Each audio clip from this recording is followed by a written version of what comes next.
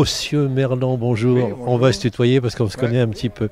Alors, il se trouve que tu es un des co-listiers de la liste Bergerac en commun qui convie la presse aujourd'hui et à cette heure-ci pour parler de du second tour sans doute.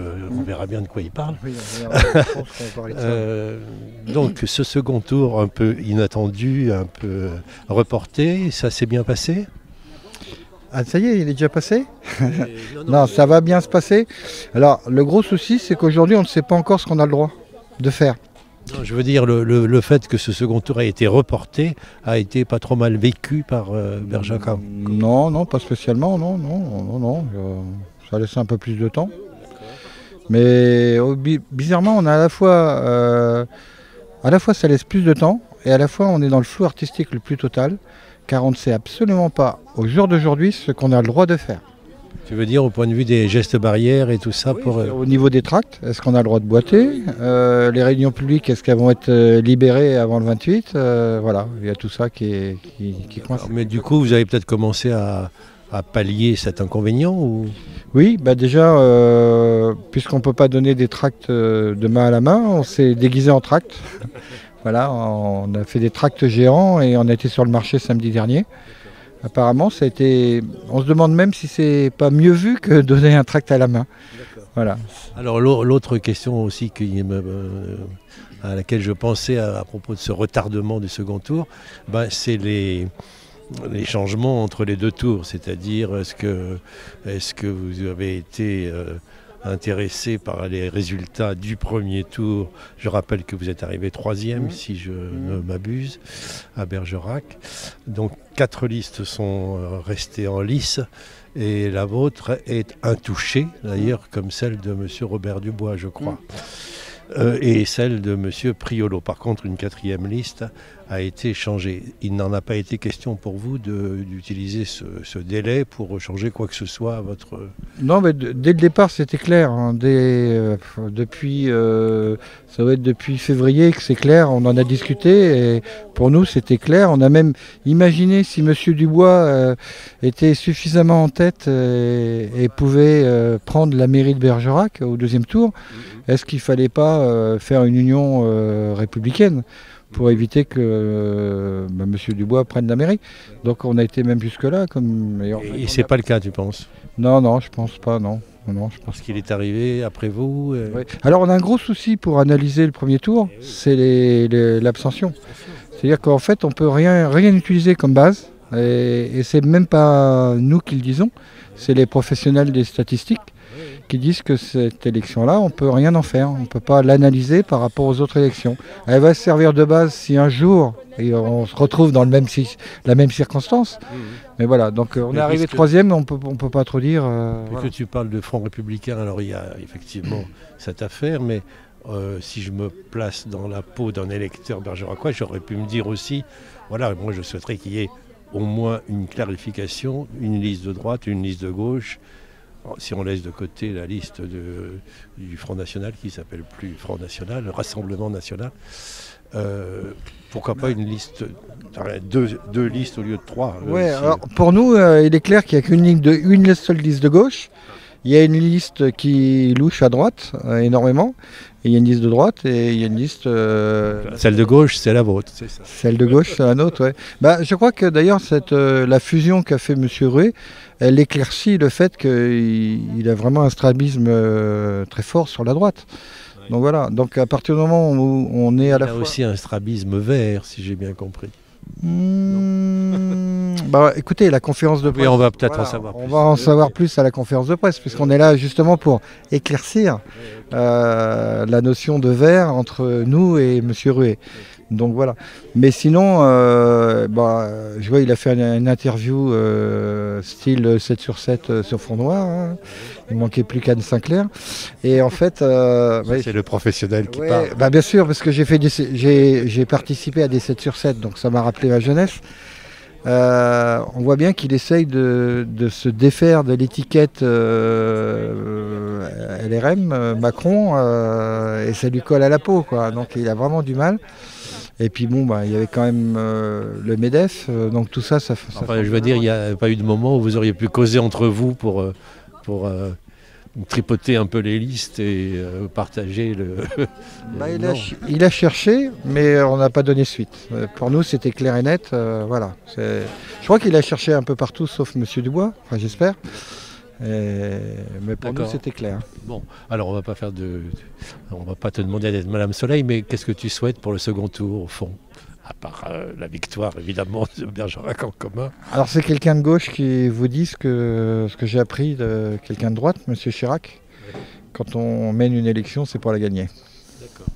Ok. Eh ben, c'est tout ce qu'on vous souhaite. Allez, salut et merci. Alors Catherine, bonjour. Donc bonjour. Tu es la représentante, on va se tutoyer, puisque oui, voilà. Tu es la représentante, une des représentantes du mouvement dit citoyen oui. Au sein de l'équipe qui présente la liste de Bergerac en commun. Est-ce qu'il y a une spécificité de ce mouvement citoyen?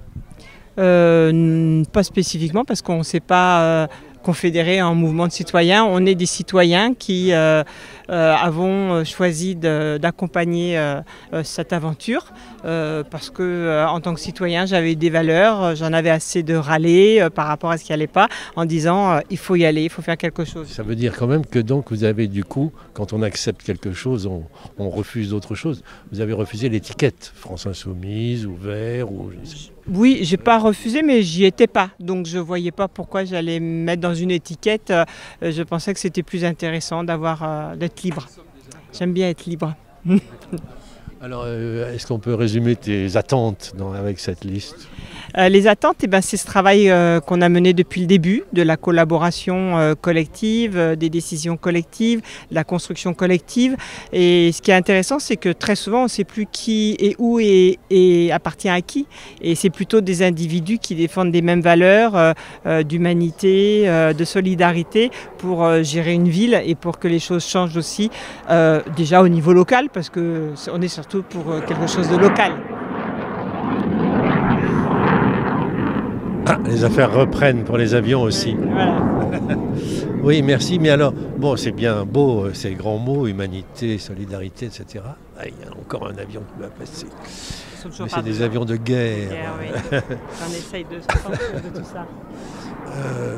Mais du point de vue, particulièrement à Bergerac, est-ce que tu vois les trucs les plus urgents, ou en tout cas les plus nécessaires, qui seraient...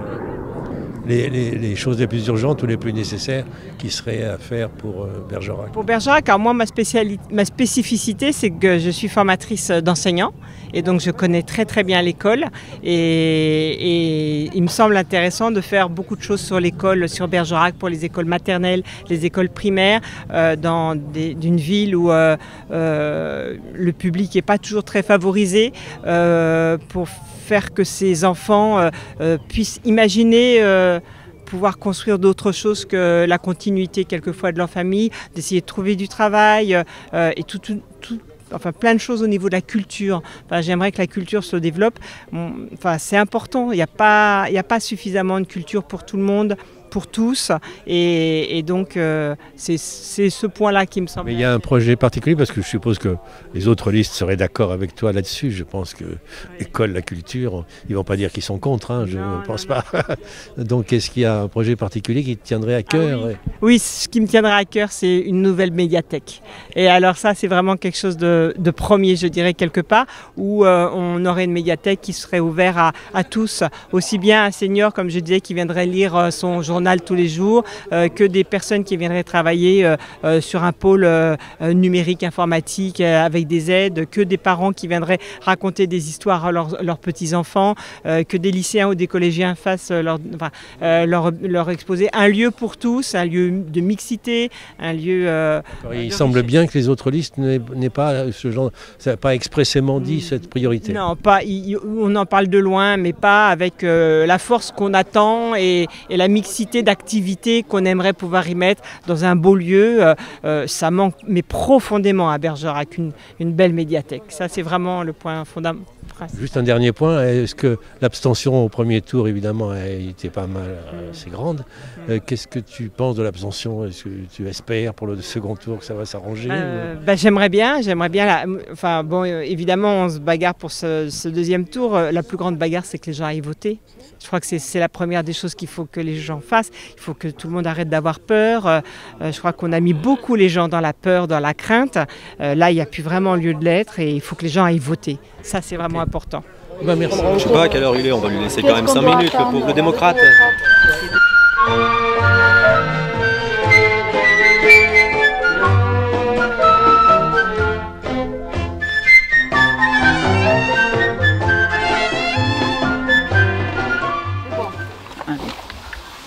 Bon, alors merci d'être là. Et voilà. Vous tous, alors pour les caméras vous ne voyez pas, mais derrière il y a tous les colistiers qui sont présents et merci à eux aussi. Pourquoi cette conférence de presse? Parce qu'au lendemain du premier tour on avait pu s'exprimer, mais des choses se sont passées entre temps. Et c'est vrai que vous journalistes, votre actualité, l'actualité faisait que vous n'aviez pas trop de temps de vous voir avec nous ce que nous pensions de ce qui se passait. Donc voilà. Aujourd'hui, hier il y avait 6 listes en lice pour les municipales. Aujourd'hui il n'y en a plus que 4. Alors c'est vrai, celle qui va retenir notre attention, et c'est celle qui a retenu l'attention des journalistes et des Bergeracois ces 10 derniers jours, c'est cette fameuse alliance de Fabien Ruet avec M. Benfedoul et Mme Gauthier. Donc c'est vrai, ça clarifie un petit peu, ou en tout cas ça modifie le paysage politique pour ces municipales, mais ça le clarifie aussi, en ce sens que nous, depuis le départ, on nous dit, on vous dit et on dit aux Bergeracois que nous sommes la seule liste de gauche. Aujourd'hui, on est en capacité de dire que Fabien Ruet ne peut plus se revendiquer d'être le candidat de la gauche à Bergerac. Voilà, hier c'était avec le MoDem et la République En Marche. Aujourd'hui, c'est en plus avec les Républicains et le MEDEF. Donc au moins, ça clarifie vraiment le paysage politique pour ce second tour. Nous sommes face Bergerac en commun et face à 3 listes de droite. Et c'est pour ça qu'aujourd'hui c'est important de le dire et de le rappeler parce que cette liste de Bergerac avec confiance, d'ailleurs le nom est assez rigolo, a semé un petit peu le trouble, notamment voilà, entre le PS, il y a eu aussi des militants écologistes et Fabien Ruet, le candidat Fabien Ruet a beaucoup joué sur cette corde-là pour semer le doute, notamment chez les militants de gauche qui sont sincères dans leur démarche et dans leurs valeurs. Et aujourd'hui, vraiment, je ne vois pas comment il peut encore une fois se revendiquer d'être candidat de gauche. Et c'est pour ça aussi, c'est pour ça qu'aujourd'hui, à côté de moi, il y a Brigitte Allain, qui est l'ancienne députée Europe Écologie et Les Verts de Bergerac. Et je la remercie d'être là parce qu'elle vient nous apporter à Bergerac en commun son soutien. C'est un soutien de poids et on la remercie tous, vraiment.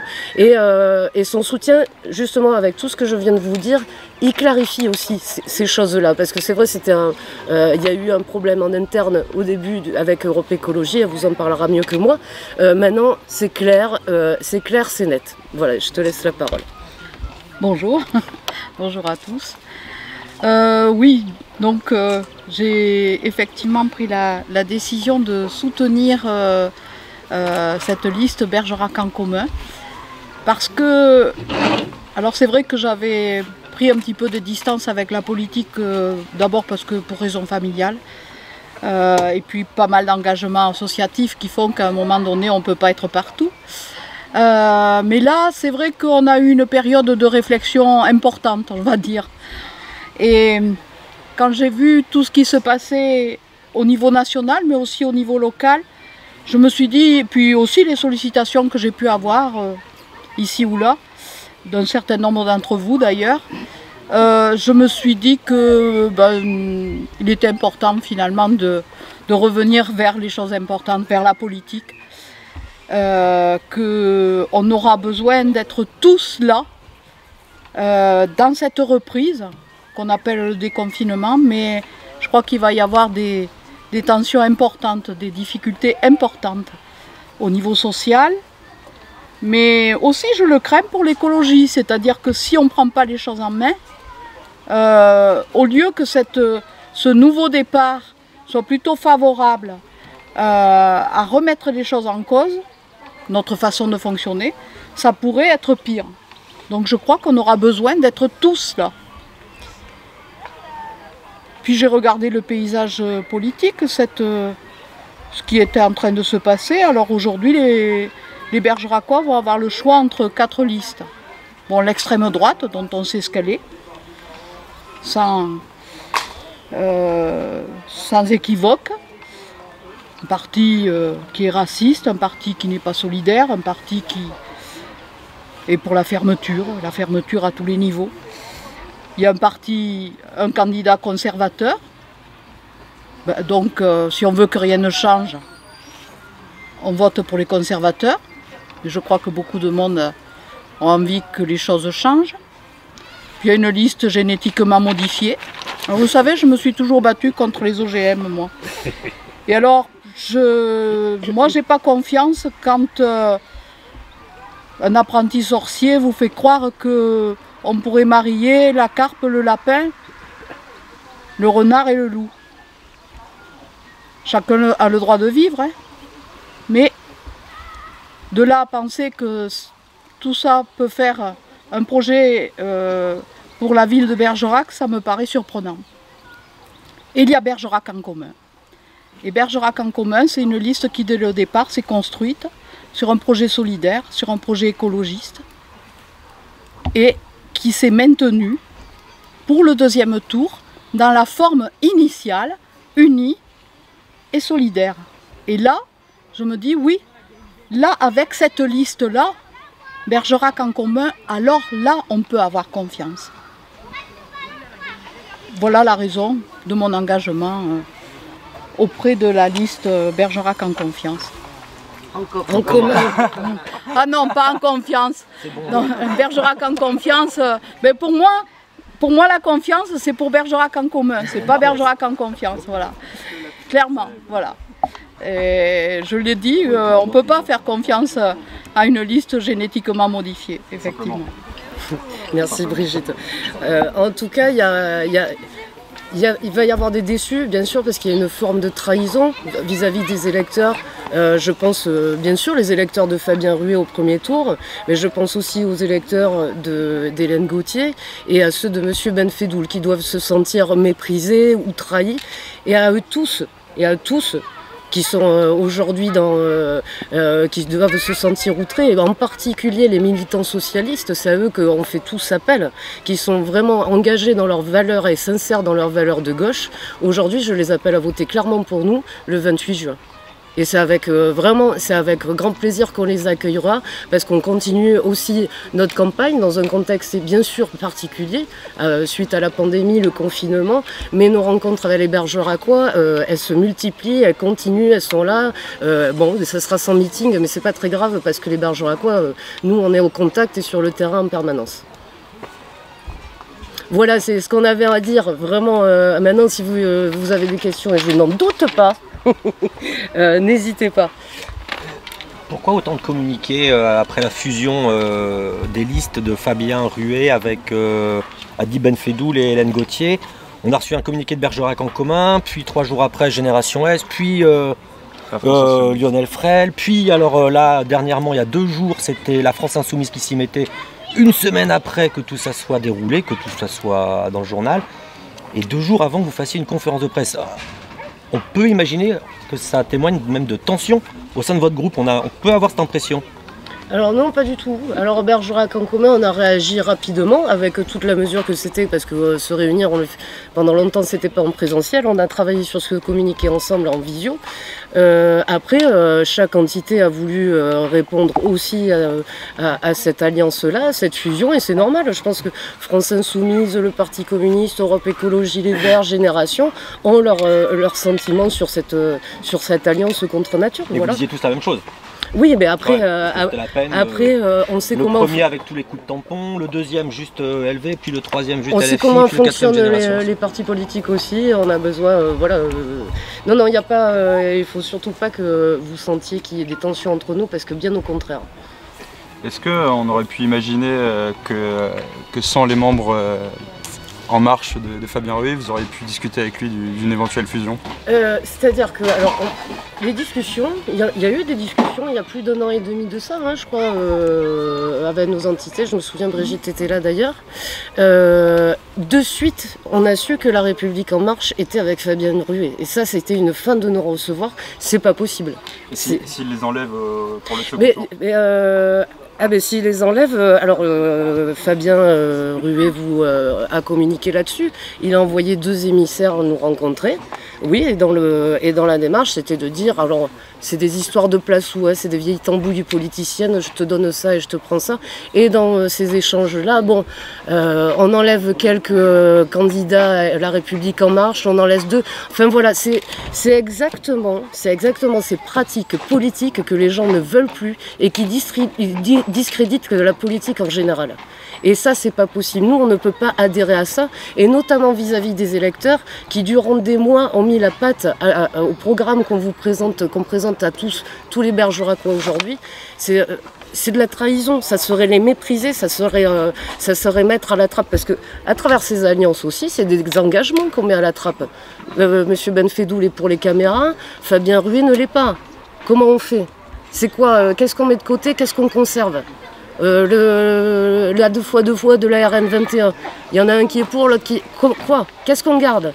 Et aujourd'hui, les électeurs qui ont voté pour les uns ou pour les autres au départ doivent se sentir complètement trahis.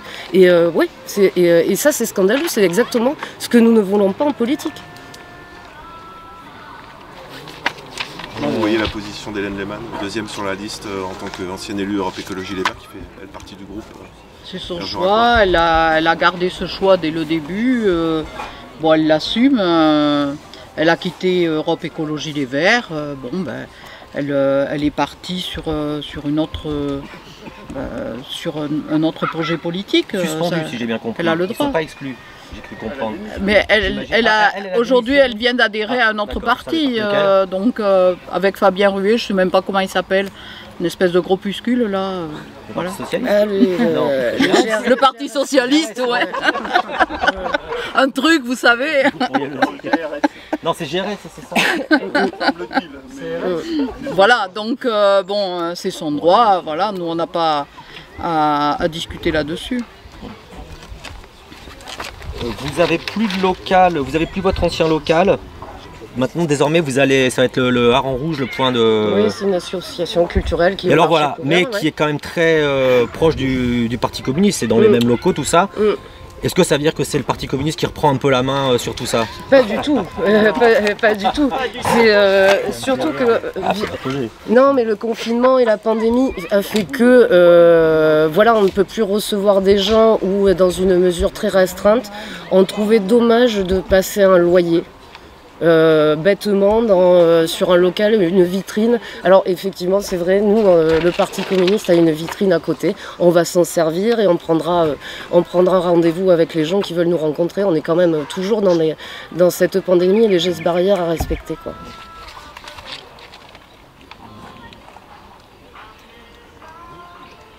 Madame Alain, quand même,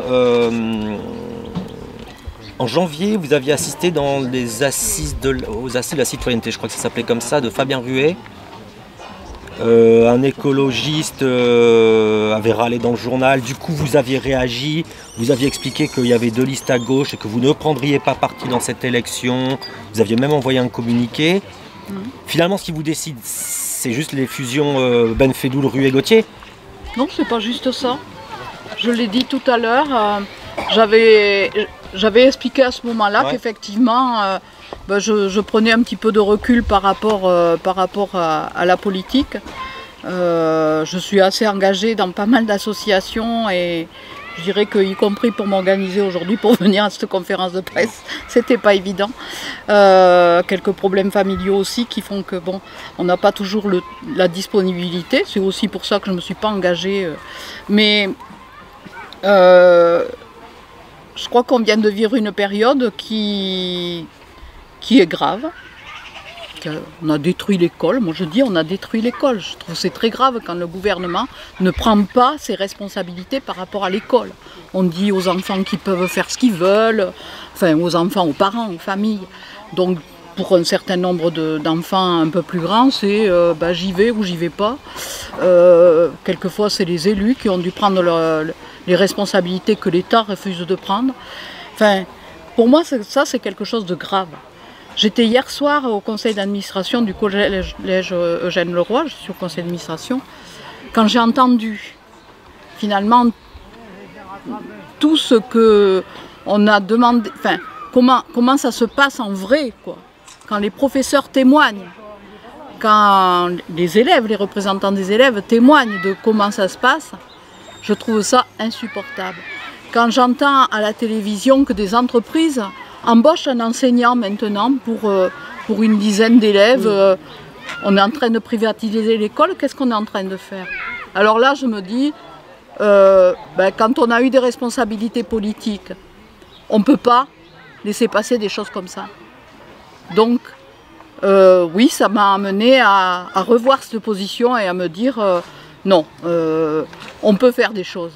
On peut faire des choses, on a tous une responsabilité, chacun de nous peut apporter quelque chose, et je crois que je peux apporter quelque chose. Alors c'est pas dans la liste, c'est un soutien de la liste, et puis je crois qu'au-delà de la commune de Bergerac, nous aurons à nous mobiliser, et très rapidement, pour réorganiser le pays, qu'on prenne en compte aujourd'hui les choses essentielles. On a vu les manquements.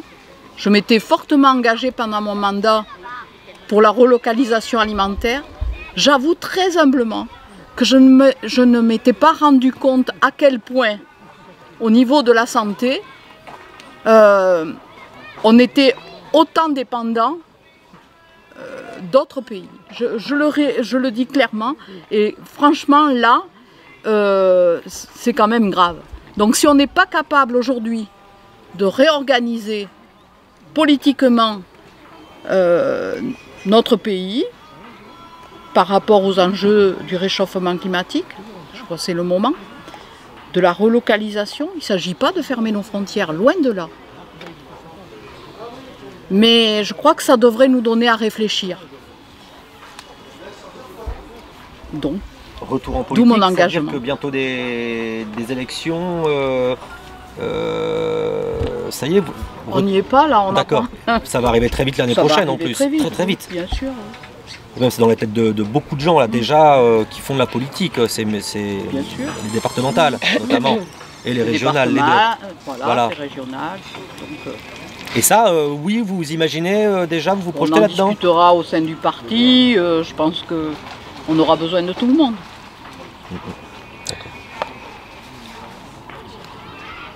Ce qui est important, c'est ce qu'on a réussi à construire avec Bergerac en commun. On a réussi le rassemblement de la gauche, et ce, dès le départ.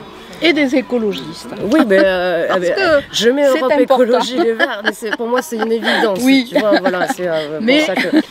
Mais ce rassemblement, il est réussi, il a été de longue haleine, c'est évident, parce qu'on a appris les uns et les autres à travailler ensemble, et c'était pas une évidence. Hein.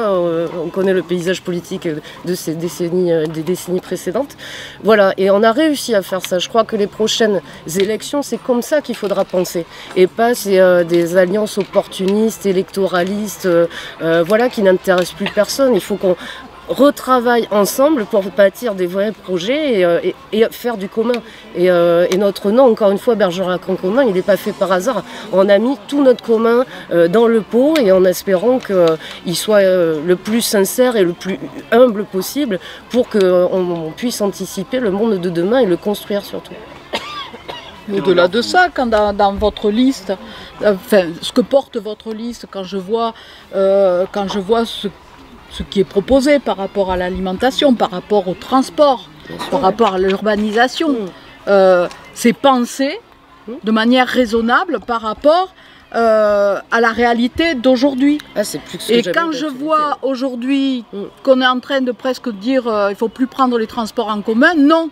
Il faut qu'ils soient organisés autrement. Il faut qu'au contraire, il y ait plus de navettes plus nombreuses, qui passent plus souvent, etc., qui soient accessibles. Et ça, c'est ce qui est écrit dans votre programme. C'est ce que vous portez. Et donc, ce que vous portez correspond exactement à la réponse dont on a besoin aujourd'hui et encore plus après cette pandémie qui a mis en lumière toute l'inorganisation de notre pays, mais aussi au niveau de la ville, quoi.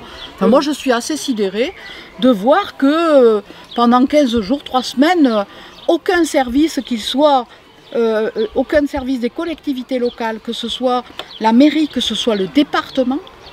Bon, je peux vous dire que pour être proche de personnes âgées, quand au bout d'un mois, personne n'est venu faire le ménage chez une personne de 94 ans, sans que personne se pose la question, mais qui lui fait le ménage? Eh bien, je trouve cela grave. On dit aux personnes, restez chez vous, il faut que vous puissiez rester chez vous le plus longtemps possible, il y a des services pour ça. Et dès qu'il y a une crise, les services, c'est fermé. Mais c'est grave ça. C'est pas possible. Donc moi, je ne comprends pas. Je ne comprends pas qu'on ne soit pas capable de construire un monde solidaire qui fait que dès qu'il y a une crise, qu'il y ait quelques jours où on hésite, on ne sait pas ce qui... Et que même on arrive à dire aux gens, ne faites pas de masques en tissu, hein, surtout pas. Ben voyons, on préfère les acheter, les vendre, les jeter. Non mais c'est grave. Il y aurait eu des masques en tissu, les personnes qui font le ménage chez des personnes âgées ou qui aident à la toilette auraient pu y aller. On laisse des personnes, on les a abandonnées. Ça a été vrai pour les personnes âgées, ça a été vrai pour les personnes handicapées. Non mais attendez.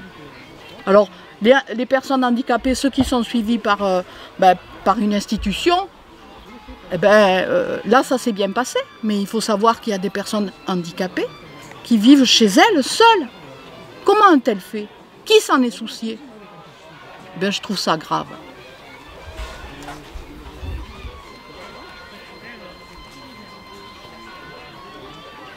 Quel regard vous portez sur le programme, l'aspect écolo du programme, notamment de la liste Bergerac avec confiance? Comment vous le qualifieriez? De Bergerac avec confiance? Ouais.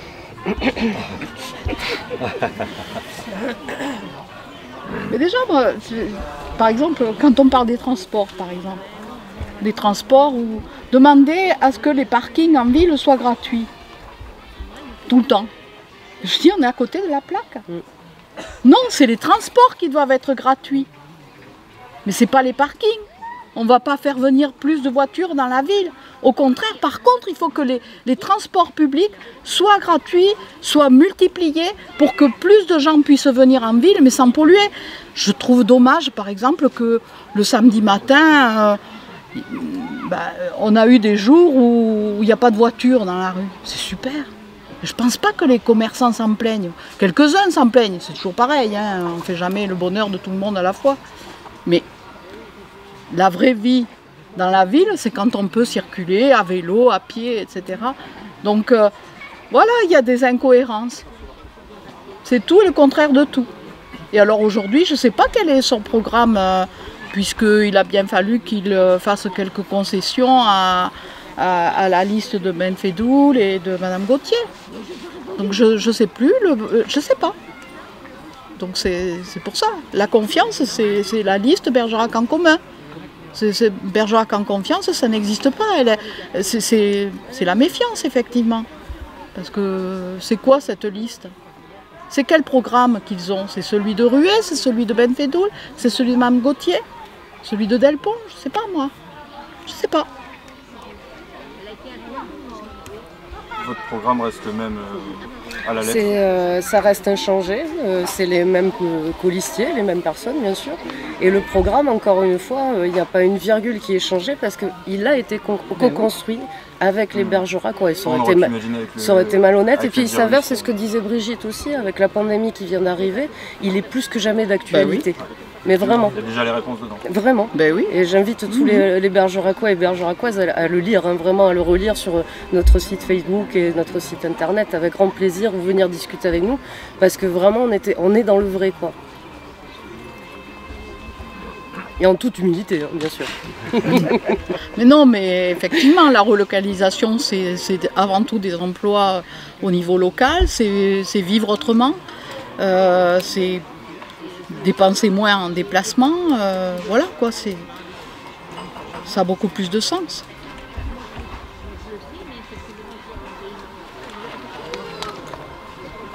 Et c'est vivre aussi en phase avec notre région dans son entier, avec notre métropole. Notre métropole Bordeaux a besoin d'être nourrie, a besoin de productions industrielles qui peuvent être produites dans toute la région. Et Bergerac peut prendre sa part.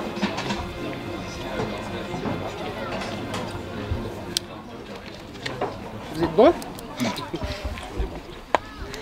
Ok, merci d'être venu. Merci à vous. Saleté de poste. Allez, tu vas marcher, oui.